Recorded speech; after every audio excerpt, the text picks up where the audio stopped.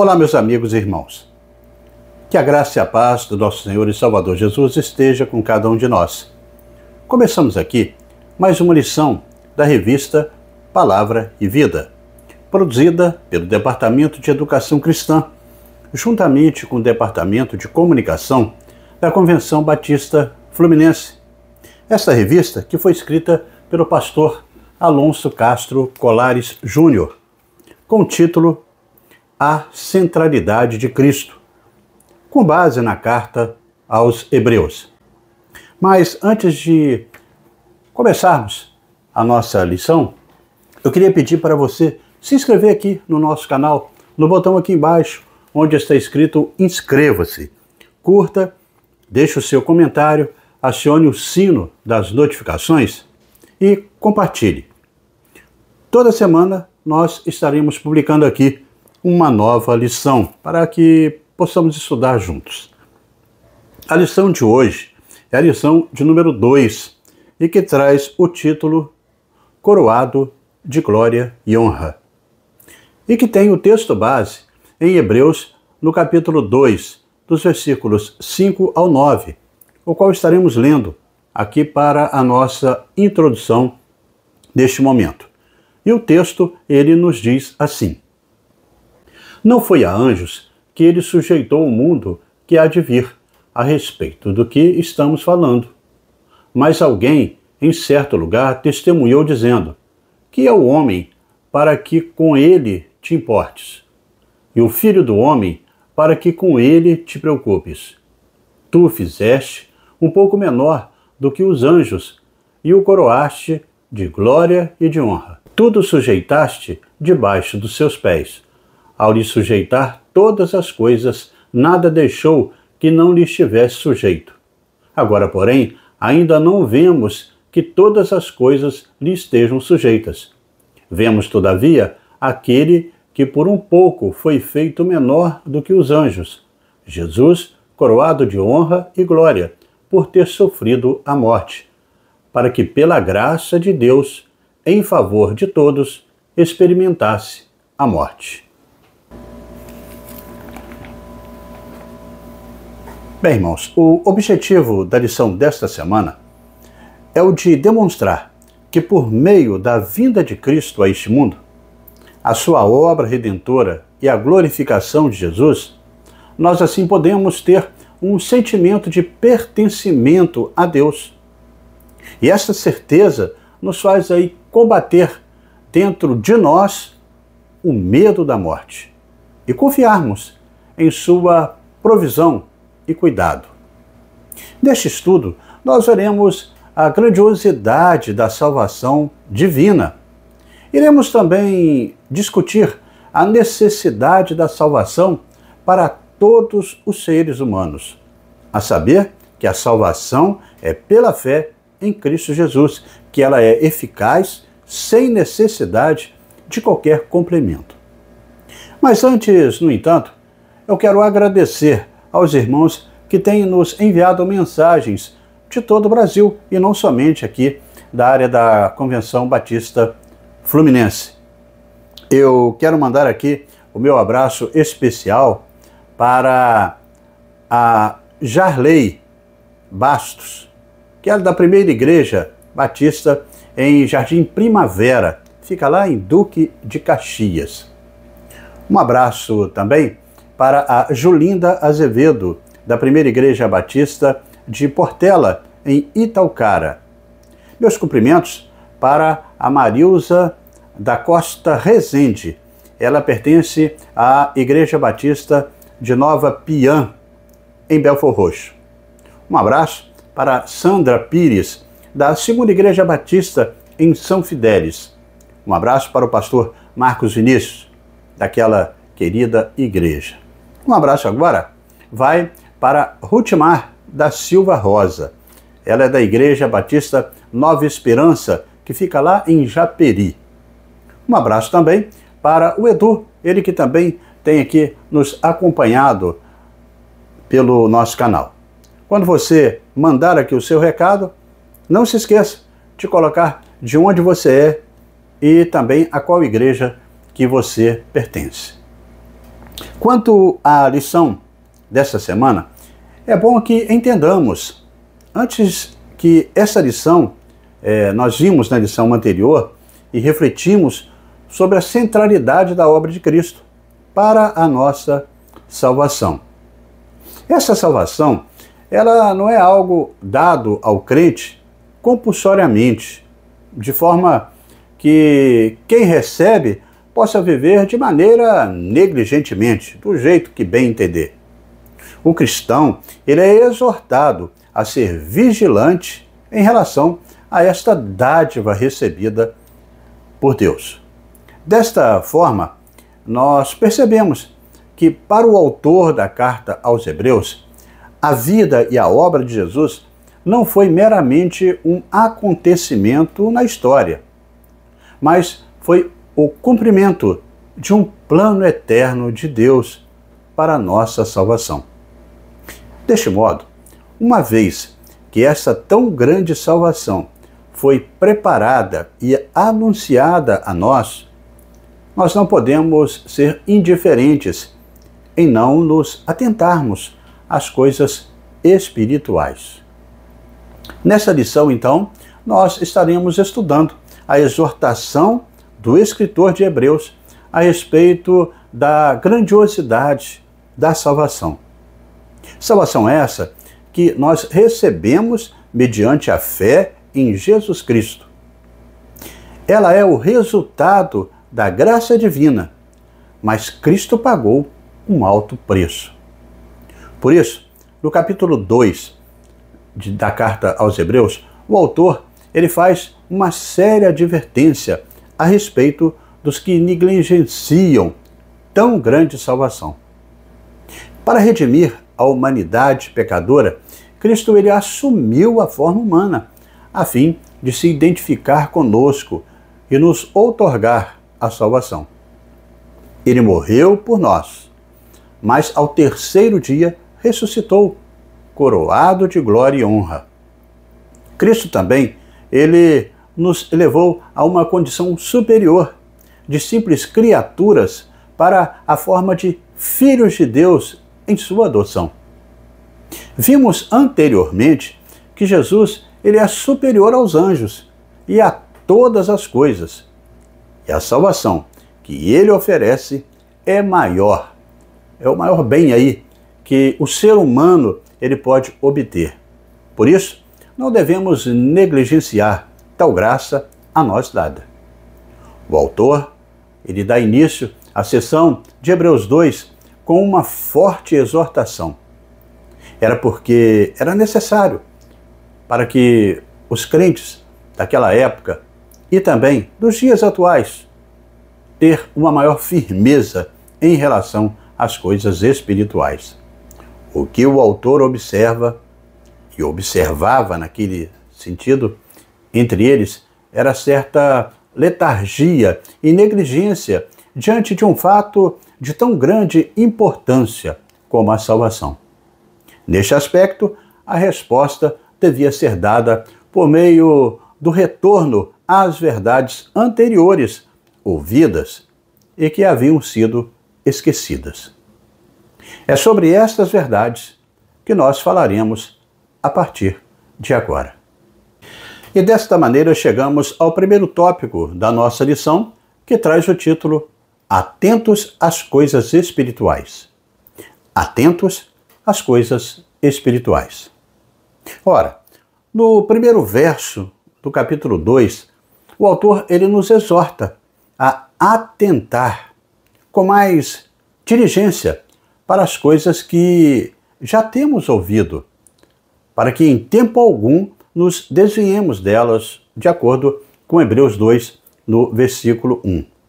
Isto era de suma importância, porque evitava que alguns deles viessem a se desviar de fato. O vocabulário grego, ele usado pelo autor, ele é traduzido como desviar, que significa originalmente perder o rumo. O termo era usado também em relação a um barco que acidentalmente era desancorado e também lançado à deriva em alto mar. No pensamento do autor, só havia uma maneira de manter-se no rumo certo, ancorado o barco no porto seguro, que é Jesus. Desta forma, este verso ele indica um dos objetivos da carta para que possamos observar. Em quase todos os demais capítulos assim o faz, que é aquele segundo o qual os irmãos hebreus não estavam atentando para receber a oposição dos seus antigos amigos e familiares por conta da fé em Jesus. Estavam sendo tentados a isso. Esta fé era testemunhada pelo Senhor. O autor de Hebreus, ele faz um contraste entre as alianças do Sinai e do Calvário. Enquanto que a antiga aliança ela foi intermediada por anjos, de acordo com o versículo 2, a nova aliança tinha Jesus, o Filho de Deus, como seu mediador. O autor, então, ele faz uma analogia entre as duas alianças, para que o contraste entre ambas fique bem definido. Foi Jesus, o Filho de Deus, e não os anjos, que anunciou essa tão grande salvação. Em virtude da perseguição aos que professavam essa crença, essa fé em Jesus, muitos cristãos estavam esmorecendo na fé, urgindo aí, assim, a necessidade de uma carta para exortá-los a manterem-se firmes diante das oposições e perseguições, não deixando o pecado da frieza espiritual tomar conta dos seus corações. Aqueles irmãos hebreus ou judeus que tinham se convertidos ao cristianismo deveriam estar conscientes de que essa salvação grandiosa foi primeiramente anunciada pelo Senhor e posteriormente por aqueles que a ouviram. Assim destaca Hebreus no capítulo 2, no versículo 3. Fica evidente neste texto que o autor ele não foi uma testemunha ocular dos feitos de Jesus, mas ele recebera a palavra por meio daqueles que ouviram diretamente do Mestre.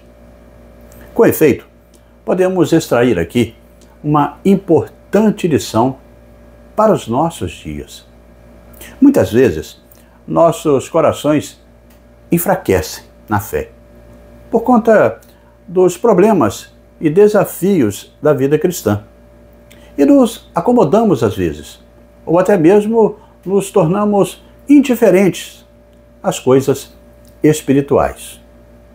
A mensagem que primeiramente fora anunciada pelo Senhor e testemunhada pelos que a ouviram foi instrumentalizada pelo Espírito Santo.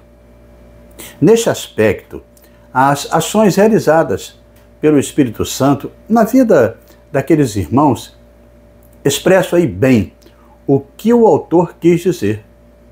O Espírito Santo é o agente por trás de cada milagre e sinal operados na história daquele povo de Deus, tanto no passado quanto no presente.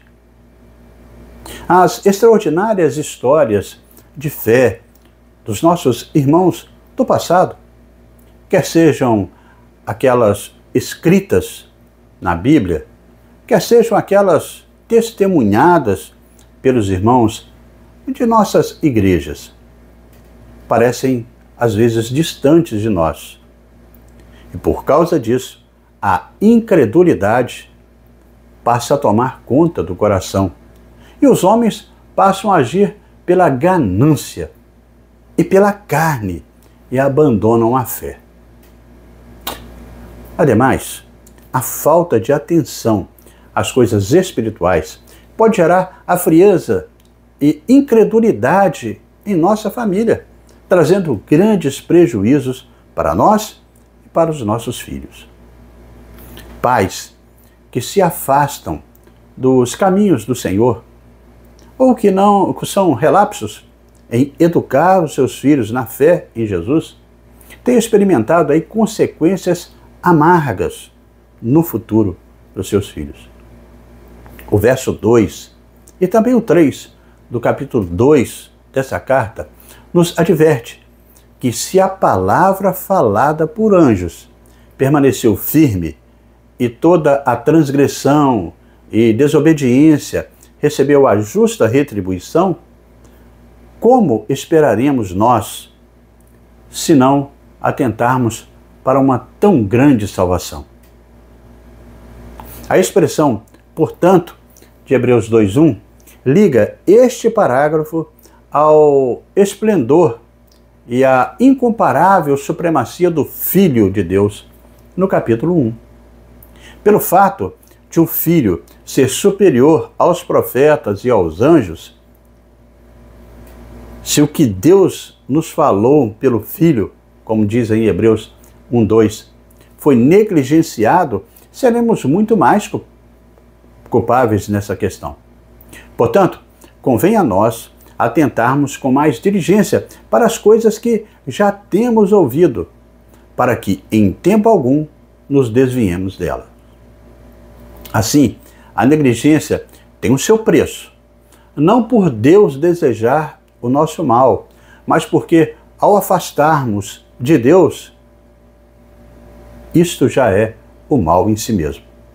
Não devemos, portanto, negligenciar as coisas espirituais, antes devemos estar atentos a tão grande amor de Deus por nós e seguirmos firmes na confissão da nossa esperança, como diz Hebreus 10, no versículo 23. E dessa forma chegamos ao segundo tópico da nossa lição de hoje, e que traz o título Jesus Cristo compreende a condição humana. Jesus Cristo compreende a condição humana. Neste tópico, o autor da carta aos Hebreus, mais uma vez aí, vai até o Antigo Testamento para demonstrar a autoridade de Cristo e não dos homens na vida da igreja. Não obstante, após exortar aos irmãos sobre o perigo de negligenciar a fé em Jesus, como nós estudamos agora há pouco, o autor ele prossegue argumentando sobre a superioridade de Cristo em relação à antiga aliança. O autor ele toma o Salmo 8 como o pano de fundo do seu argumento. Nesse aspecto, ele segue aí a tradução da Septuaginta, que usa o termo anjo, em vez do texto massorético, que traz a palavra Deus. Na mentalidade judaica, da qual o autor ele participa, o homem ele foi feito como coroa da criação, e a ele foi confiado todo o domínio. Mas, devido à queda, este domínio foi perdido e o homem passou a ser chefe de nada.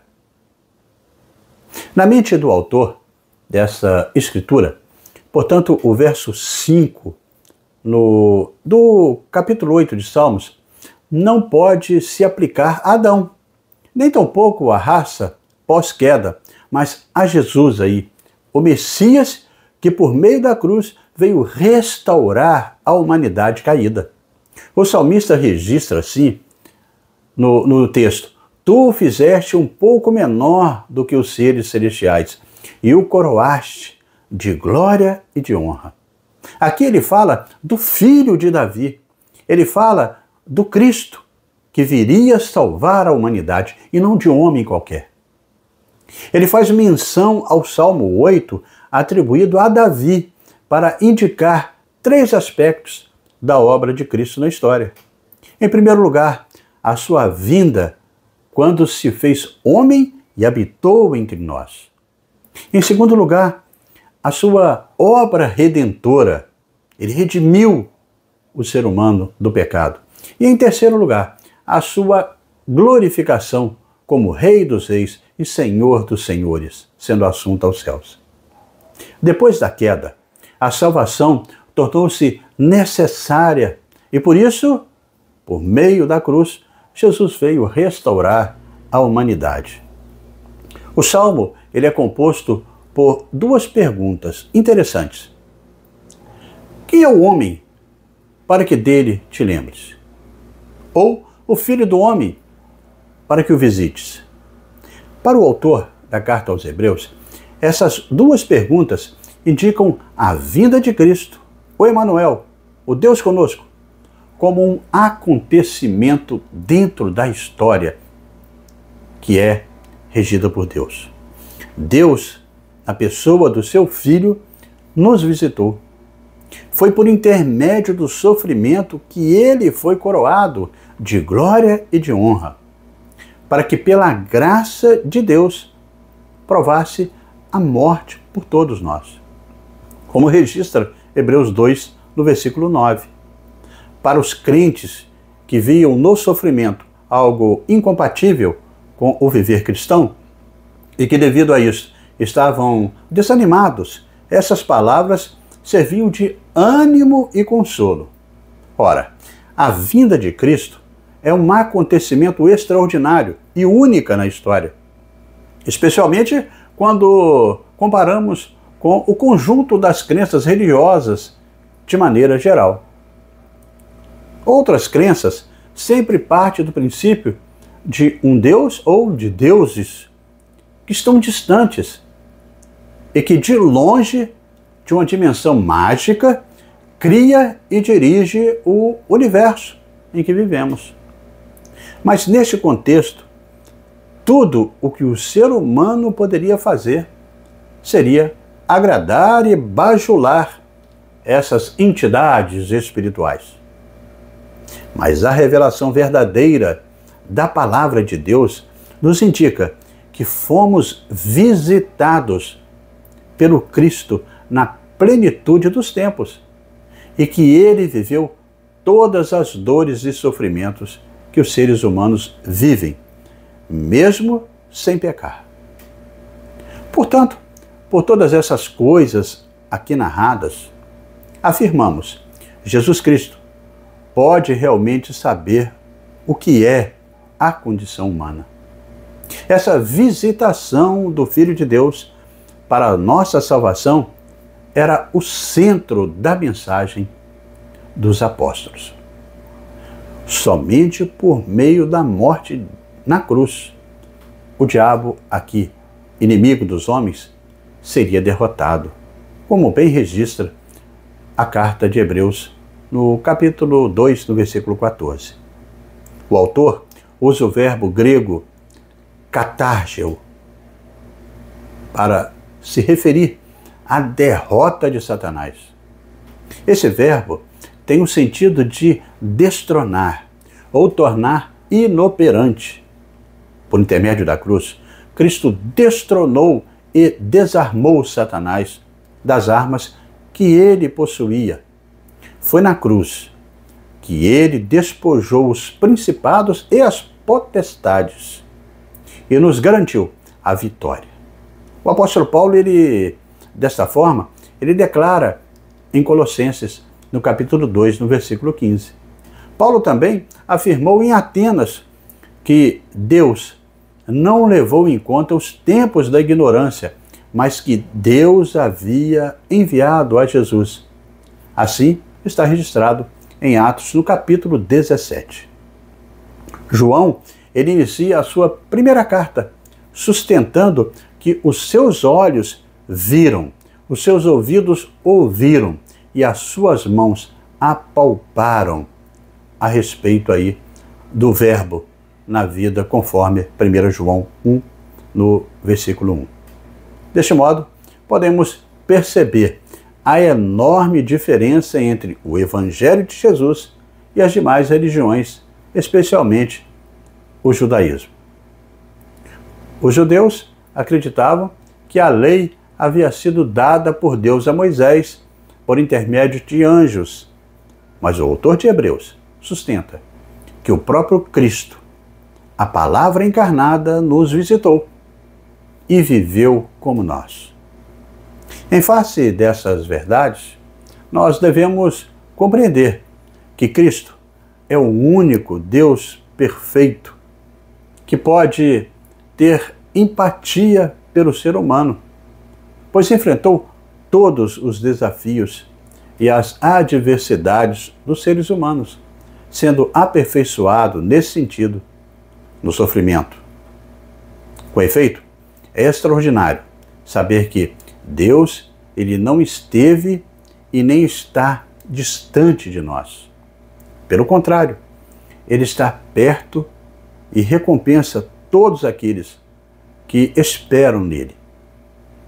Diante desta constatação, o autor da carta aos Hebreus, ele lembra então o Salmo 22, no versículo 22, mostrando que Jesus anunciaria o nome do Senhor aos seus irmãos e cantaria louvores no meio da congregação. Ele ainda cita o livro do profeta Isaías, no capítulo 8, verso 18, sustentando que nele está posta a nossa confiança. Dessa forma, entendemos que com a entrada do pecado no mundo, a morte passou a ser um inimigo temido. Essa arma poderosa era usada por Satanás para manter os homens debaixo do jugo do medo. Assim, nos ensina Hebreus, no capítulo 2, do versículo 15. Todavia, ao morrer na cruz por todos os homens e ao ressuscitar, Jesus venceu a morte.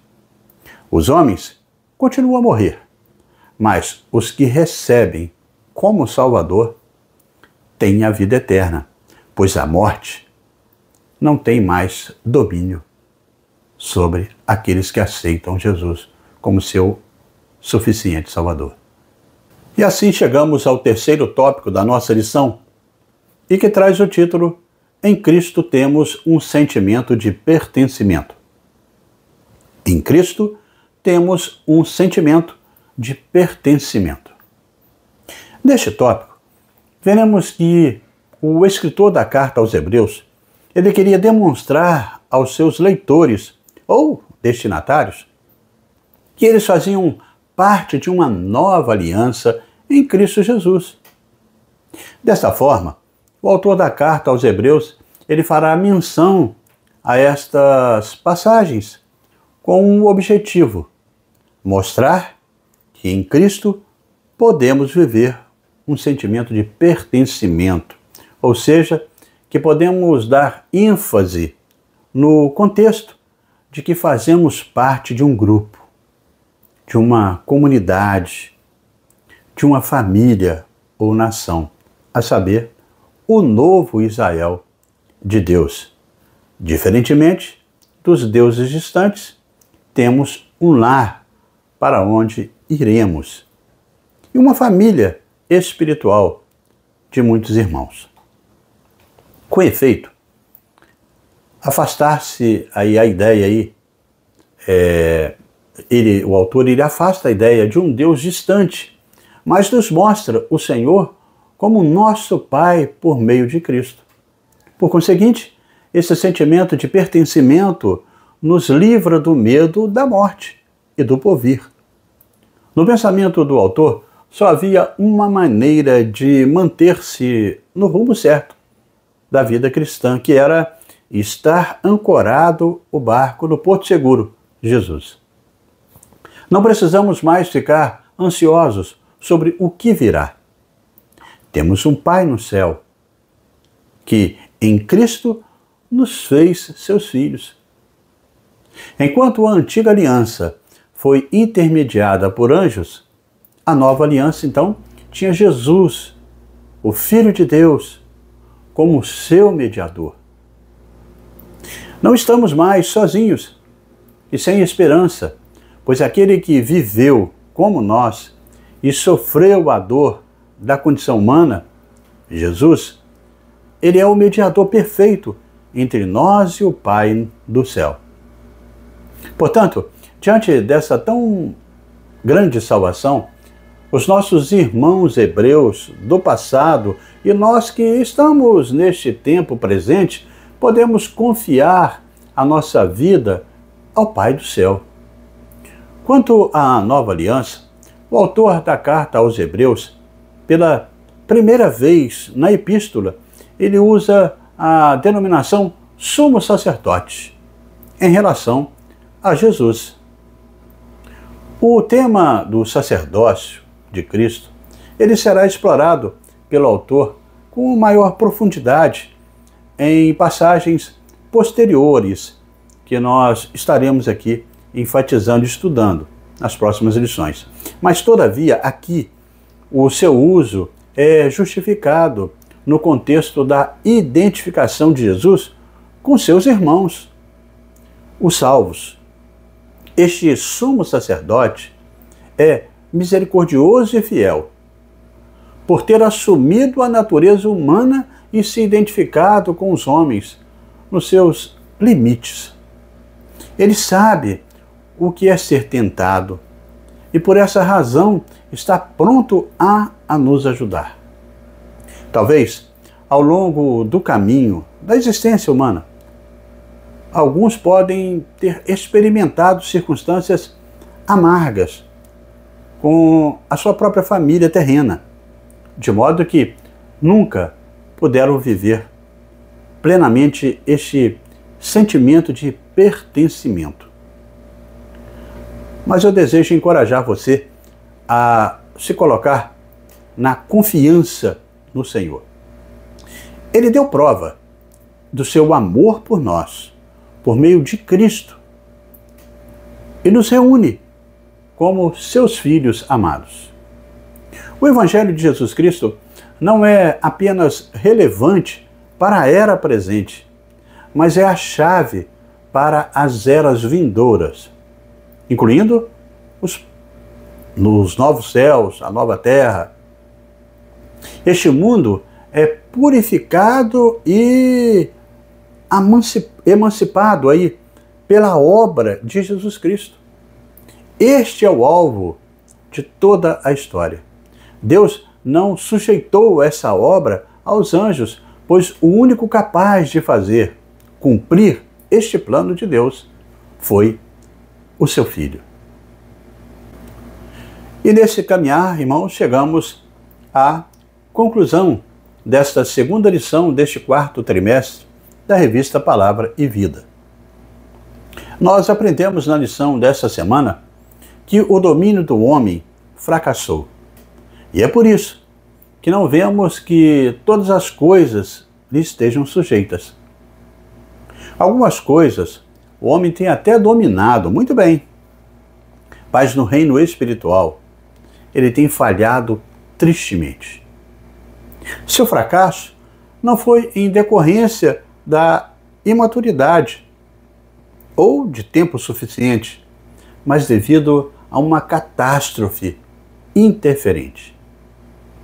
Os que foram prejudicados ou até mesmo organizados, projetados para ser dominados, passaram a ser dominados por Satanás, se tornaram seus cativos. Mas aprendemos também que foi por meio da sua humanidade e humilhação, Jesus se tornou aí o legítimo sumo sacerdote, representante da humanidade no resgate desta humanidade perdida. Os anjos, de fato, são seres especiais e estão a serviço de Deus. Mas, entretanto, Jesus não veio socorrê-los, mas buscar a descendência de Abraão, os crentes. Por intermédio do seu sofrimento e morte, Jesus pôde dar vida aos que estão mortos. E, desta forma, realizar o plano de salvação projetado por Deus para todos nós. E dessa forma chegamos ao nosso momento para pensar e agir, com 3 reflexões propostas pelo pastor Alonso Castro Colares Júnior. A primeira reflexão, nós iremos refletir hoje sobre a necessidade de não negligenciarmos as coisas espirituais. Devemos avaliar constantemente a nossa vida, estarmos atentos ao nosso relacionamento com Deus. Como você avaliaria a sua vida em relação a isso? A nossa segunda reflexão vem com a seguinte questão: você sente a presença e a direção de Deus em sua história de vida? Você poderia compartilhar um testemunho a respeito disso? E a nossa terceira reflexão: como é pertencer à família de Deus? Como o relacionamento com os irmãos na igreja edifica a sua vida? Reflita sobre essas questões propostas e, na sua classe, juntamente aí com os irmãos de sua igreja, demonstre como você entendeu estes questionamentos. E com a experiência de cada um, com base aí na lição que estudamos hoje, com certeza haverá aí um crescimento de todos. Mas não podemos esquecer que, pela graça de Deus, Jesus provou a morte por todos os homens. A morte de Jesus na cruz foi para realizar a salvação, que foi um ato da graça de Deus. Sua morte foi em favor de cada pecador. Este é um claro ensino de Hebreus, no qual nos alerta que a morte de Jesus foi uma expiação substitutiva pelo nosso pecado.